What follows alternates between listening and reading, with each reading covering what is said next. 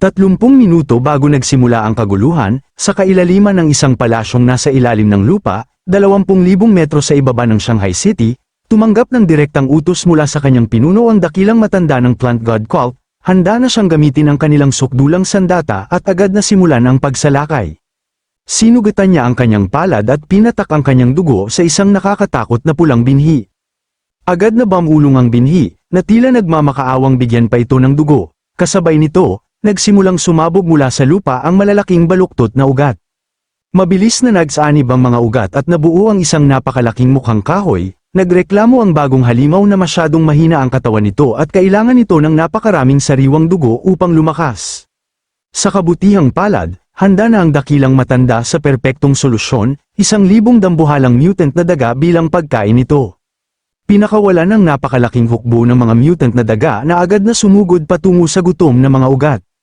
Walang pag-aalinlangang umatake ang mga ugat, tinuhag ang mga halimaw sa isang madugong massacre. Habang pinagmamasdan ang pagpatay, sinabi ng dambuhalang mukhang kahoy na palalakihin nito ang katawan nito hanggang maging isang punong may taas na 1,000 metro sa pamamagitan ng pagsipsip sa lahat ng dugong yun. Balak din itong ibaw ng sarili ng malalim sa lupa at tuluyang kontrolin ang lahat ng nasa loob ng 10 milyang saklaw. Biglang yumanig ang lupa, dahilan upang maputol ang mapagbirong pagtatalo ni Lin Zichen at Shen Qingan. Napatingin sila sa bintana at nabiglang mapagtanto na totoo ang lahat, opisyal ng sinalakay ng plant god cult ang Shanghai City, at ang kanilang dambuhalang halimaw na kahoy ay nakatayong mataas sa gitna ng mga guho. Mas lalo pang lumala ang sitwasyon nang lumitaw ang isang pamilyar at nakamamatay na kalaban, lumutang sa himpapawid sa ibabaw ng gumuguho ng lungsod ang nine-tailed demon fox. May pangungutyang tinanong nito ang kanyang munting, aliping pangkama, kung kaya pa ba nitong labanan ang kanyang mga ilusyon, dahil kalahating taon mula na noong huli silang nagkita, napakalakas ng nine-tailed demon fox, dahil isa itong advanced tier siyam na master. Sa gitna ng pagkawasak, narinig nito ang pag-iyak ng isang bata. Sa wasak na kalsada ay nakaupo ang isang takot na batang babae na umiiyak habang tinatawag ang kanyang ina. Dahan-daang lumapag sa lupa ang makapangyarihang espiritong Zoro. Sa pambihirang pagkakataon, nakaramdam ito ng awa para sa walang kalaban-labang bata. Mahinahon itong kinausap ang bata, inabutan ng isang kumikinang na pulang tableta, at nangakong agad nitong pagagalingin ang lahat ng sugat nito. Nilunok ng batang babae ang gamot, at kaagad na umikot sa kanyang katawan ang nagliliwanag na mga runang protection, sa loob lamang ng ilang segundo, tuluyang naghilom ang kanyang mga sugat. Ngunit ikinagalit ito ng dambuhalang halimaw na puno sa likuran. Galit nitong ipinaalala sa nine-tailed demon fox na naparito sila upang sakupin ang mundo. Kaya dapat silang pumapatay ng mga tao, hindi nagel iligtas, wala namang pakialam ang nine-tailed demon fox. Nag-cruise ito ng mga braso at sinabing wala itong interes na sakupin ang mundo. Ginamit lamang nito ang kanilang portal upang hanapin ang paborito nitong tao, ipinaalala rin ito sa tree god na ang tahanan nito, ang Qingchu Mountain, ay isang neutral na lugar at walang balak sakupin ang kahit ano. Bilang patunay, nagpalitaw ito ng isang napakalaking kumikinang na magic circle sa kalsada, na sabay na nagpalutang sa mga sasakyan at mga inosenteng sibilyan bago ligtas silang i-teleport palayo sa larangan ng digmaan. Sa loob ng apartment, pinagmamasdan ni Lin Zichen ang dambuhalang halimaw na puno na nakatindig sa ibabaw ng lungsod, napagtanto niyang dahil abala ang pinakamalalakas na tagapagtanggol ng mundo sa ibang labanan, wala nang darating upang iligtas sila mismo ang kailangang huminto sa sakunang ito. Biglang binuksan ni Shen Qingan ang kanyang telepono at binalaan siya na nagpadala na ng emergency alert ang Shanghai University. Pagtingin nila sa screen, nabasa nila ang agarang kautusan na nagsasabing ang lahat ng estudyanteng nasa tier 5 pataas ay kailangang magtungo agad sa gymnasium ng universidad upang tumulong sa pagliligtas ng lungsod. Napakaseryoso ng universidad, nagbabala itong ang sinumang tatakas ay maaaring mapatalsik o maging makulong. Nang mapagtanto nilang wala silang ibang pagpipilian at mas malala pa pala ang sitwasyon kaysa sa inaakala nila, agad na kinuha ni Lin Zichen at Shen Qingan ang kanilang mga kagamitan at nagtungo sa gym.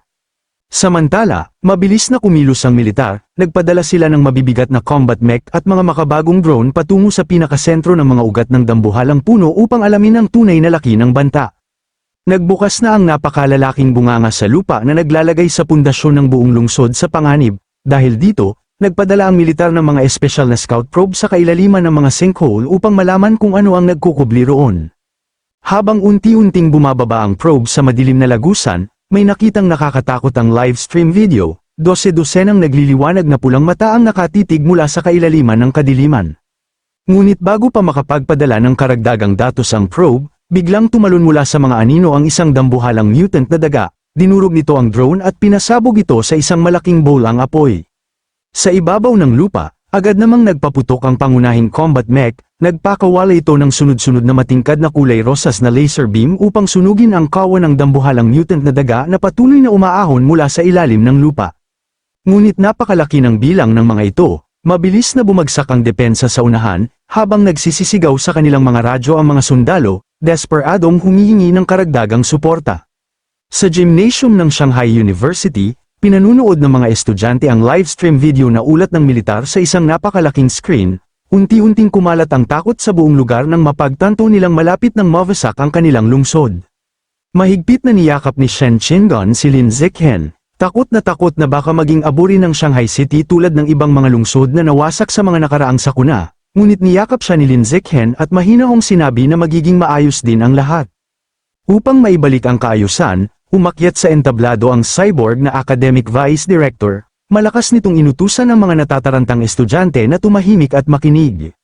Pagkatapos, malinaw nitong ipinaliwanag ang kasalukuyang sitwasyon, nagsimula na ang pag-atake ng Plant God Cult sa sentro ng lungsod gamit ang napakalaking salot ng mga mutant na daga, bilang mga estudyante ng Shanghai University, tungkulin nilang lumabas at tumulong sa pagtatanggol sa lungsod.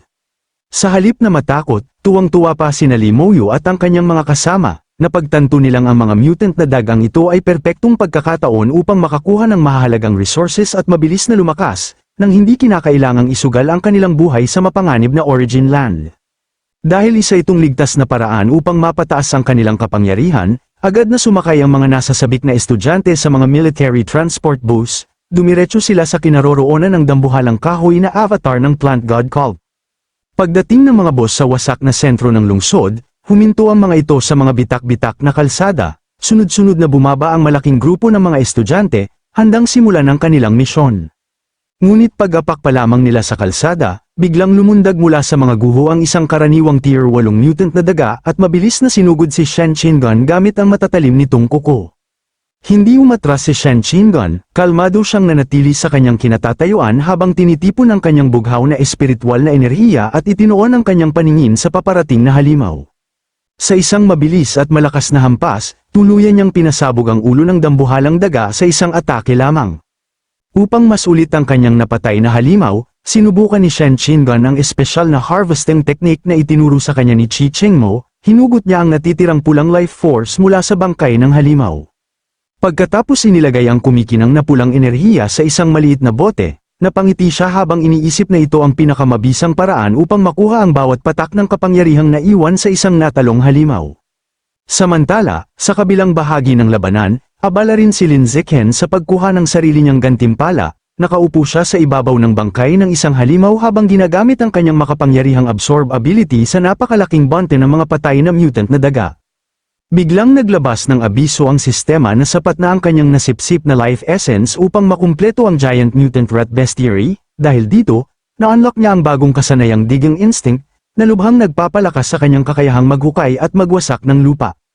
Ngunit bago pa siya makapagdiwang, isang malakas na dagandong ang umalingaungaw sa buong lugar. Agad na naramdaman ni Lin Zichen ang napakalakas at mapanganib na presensyang mabilis na papalapit sa kanila.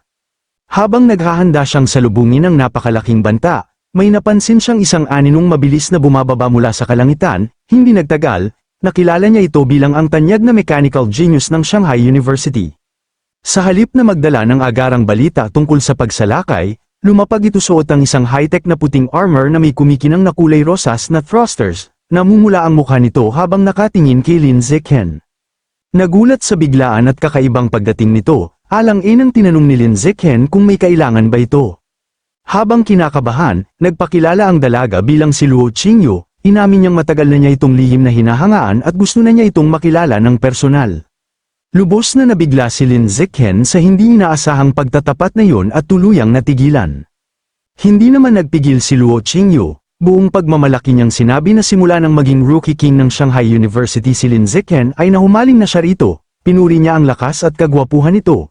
At inamin pa niyang halos gabi-gabi niya itong naiisip bago siya matulog.